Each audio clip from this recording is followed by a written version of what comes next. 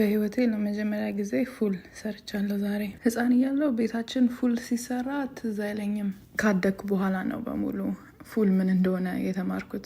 በጣም የሚጣፍጥ ምግብ ነው፣ በተለይ በቂቤ። ግን ዛሬ በቂቤ አይደለም የሰራሁት። የተጠቀምኳቸው ነገሮች ፋቫ ቢንስ፣ ሽንኩርት፣ ቲማቲም፣ በርበሬ፣ ዝንጅብል ዱቄት እና ጨው። ባቄላውን ለሰዓታት ዘፍዝፌ ብጀምር ጥሩ ነበረ። እኔ ግን ቀጥታ ወደ መቀቀል ነው የሄድኩት።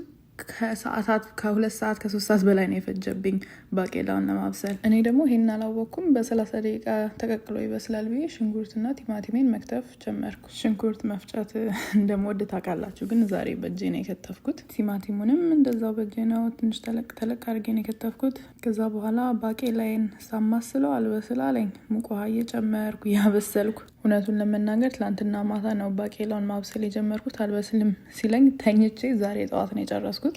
ከዛ በኋላ ሽንኩርትና ቲማቲሜን አበሰልኩ። ትንሽ በርበሬ ጨምሬያለሁ።